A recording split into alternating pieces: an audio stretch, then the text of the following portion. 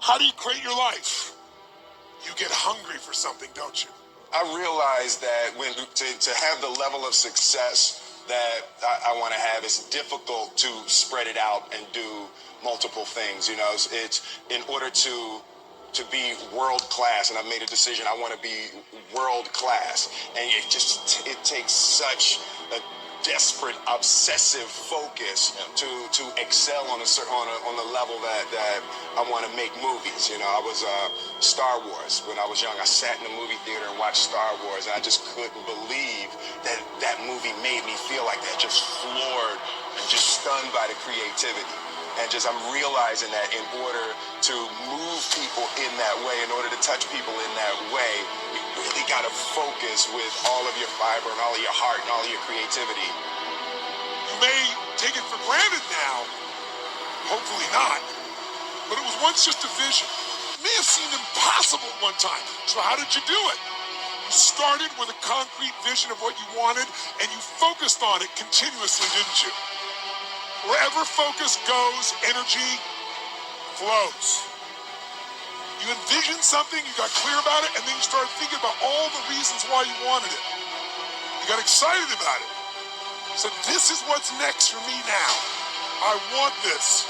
You may have dreamed about it, thought about it, talked about it. But when you focus on something continuously, something magical happens. You get insights, don't you?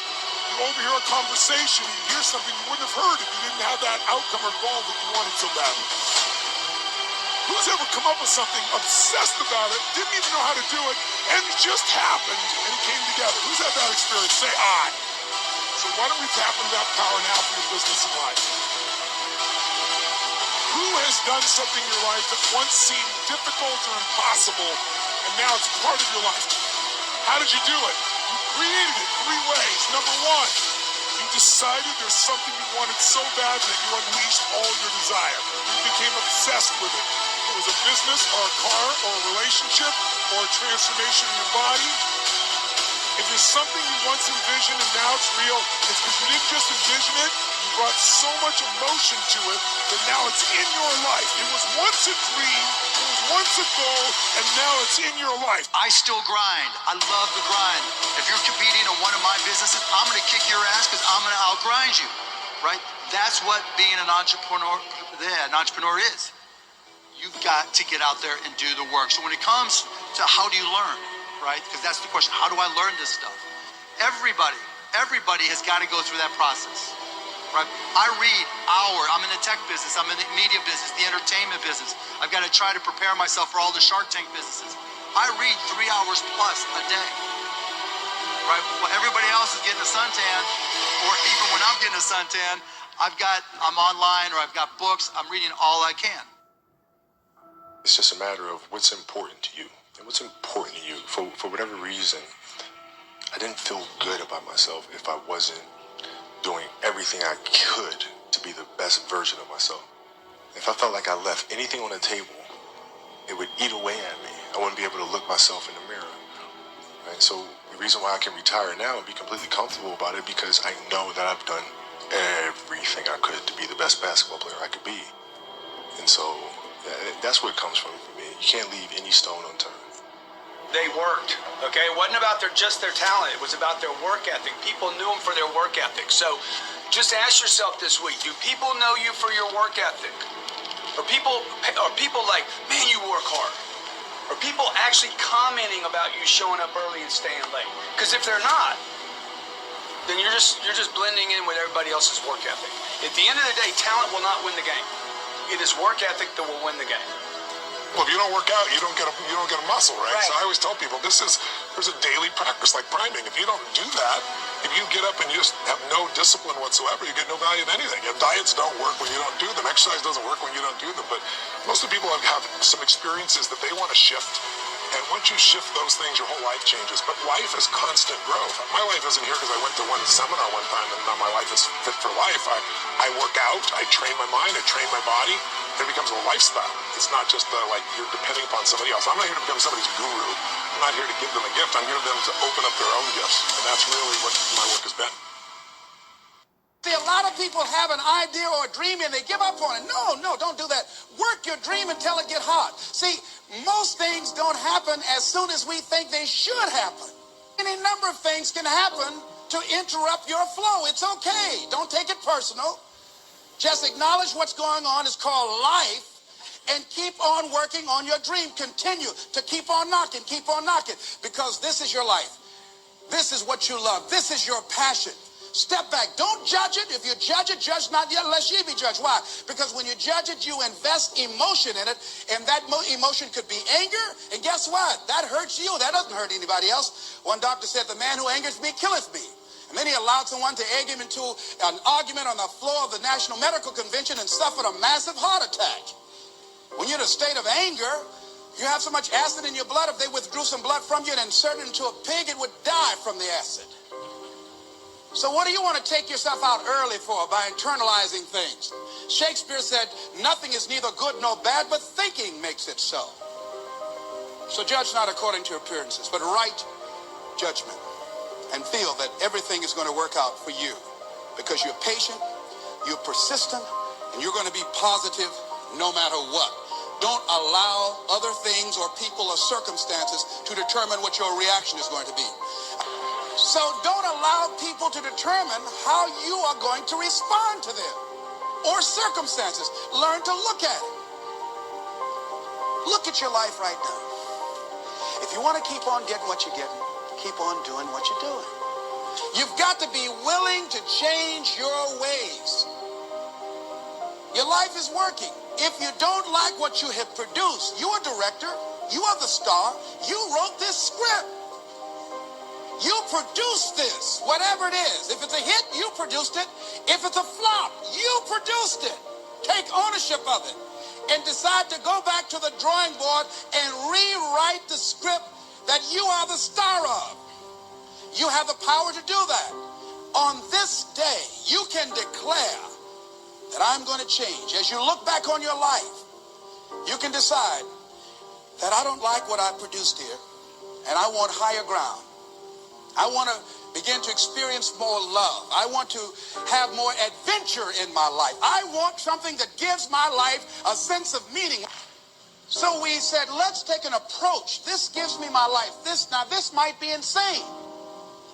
But I felt so good. I believe, ladies and gentlemen, if we can accept the possibility of that this is the decade of consciousness. That's what I believe that this is. The decade of consciousness, if you please. A time where we can begin to create in folks' minds the idea, the possibility that we can create a more humane society, the possibility that we can create more love, communication, and understanding in relationships, the possibility that we can create a drug-free America, the possibility that we can create the kind of respect for diversity and difference in our multicultural society, the possibility that we can begin to develop the mindset to bring out the best in people, to encourage them to achieve their greatness and support them in their dreams, that if we can, in this decade of consciousness, to begin to see and envision that happening, and that we all can play a role, that we were born for such a time as this, that we showed up for this, that we survived 1 out of 9 million sperms, and we have been chosen for this great work.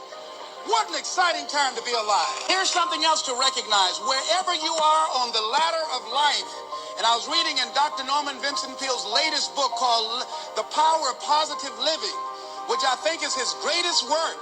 And he has something in there, a section called Comeback Power. Wherever you are in life, ladies and gentlemen, you've got comeback power. I don't care how low you are. I don't care what you have done. I don't care what you have experienced. I don't care how devastated your life might appear to be, the shambles it might be in.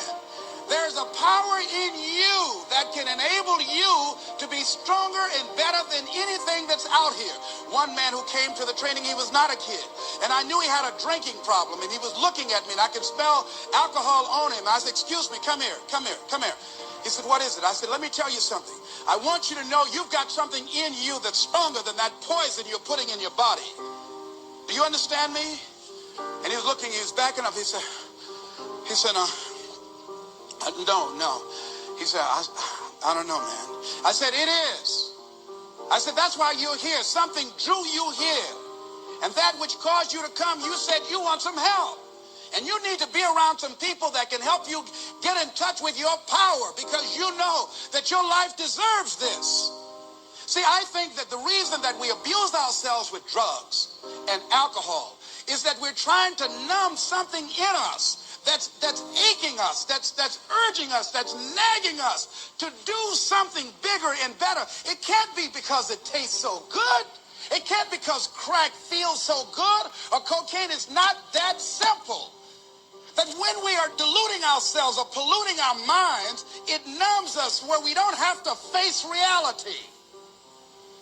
Because we don't know what we've got going for us. See, once you discover who you are, the truth of knowing who you are will set you free from ever wanting alcohol, from ever wanting any kind of drug that's going to destroy who you are. Once you begin to know who you are, it will set you free from believing, I can't see myself doing any better. Once you discover this power, the perfect essence of who you are, that's in all of us, that's permeating our being, that enable us to be the directors of our lives, that you truly can live a healthy, happy, prosperous life, and that you can make it in what are called the worst of times. But when you decide something is a must for you, an absolute must, when you cut off any possibility, you just say, I'm going to find the way, or I'm going to make the way. Human beings, when they resolve things, when they make a real resolution inside themselves, which is they raise the standard and they make it a must, they find the way. Think about it in your own life. Haven't you had some area of your life where you raise your standard and your life has never been the same? Maybe at one time in your life you smoked cigarettes, or you did something and you did it for years and you kept trying to change it, and kept telling yourself I should. And then one day something happened. Something just clicked you over. Something took you over that kind of tipping point. And inside yourself you said, no more. And it was a very, very different experience, wasn't it? Something inside of you shifted. And what was a should became a must, and you've never gone back.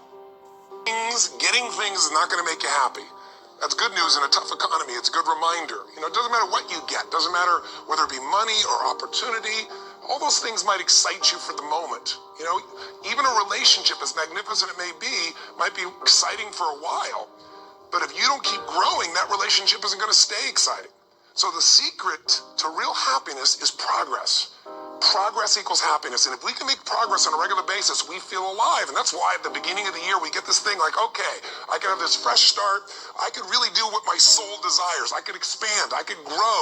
I could improve. I could change. Or maybe better than change, I could progress. See, think about that. Progress is an aliveness to it, doesn't it? You don't have to work at changing. People say all the time now, well, I'm working on changing. Don't worry about it. You don't have to work on changing. Change is automatic. Your body's going to change whether you want it or not as the years go by. And no matter how hard you work, there's going to be some changes going on there. The economy is going to change no matter what you want it to do. The weather is going to change. Relationships are going to change. Everything in life is always changing. We don't have to work on change. Change is automatic, but progress is not. I believe everything has a vibration. And so everything has an energy, right? And so that I have, without getting too complicated, I have to quiet myself, because when I get quiet, I vibrate at a higher frequency. And so that I can tap into, see, the same thought, the same energy that made this ocean, that made the world, that made you and I have access to that limitless, absolutely perfect thinking in mind. And so the only way that I get that is by getting out of my own way, getting out of my own space, getting out of my own junk. And so I access it from me by getting quiet. The key to my life is that in the morning, and I do it in the morning, it's nice now that I can do it with the ocean here, I also live on a lake, is it doesn't take a long time, I just take 20 minutes and I access it, and I get quiet. And the only way I can access it is to get out of my head. And so I quiet and empty my mind, and I access the universe. That's what I do.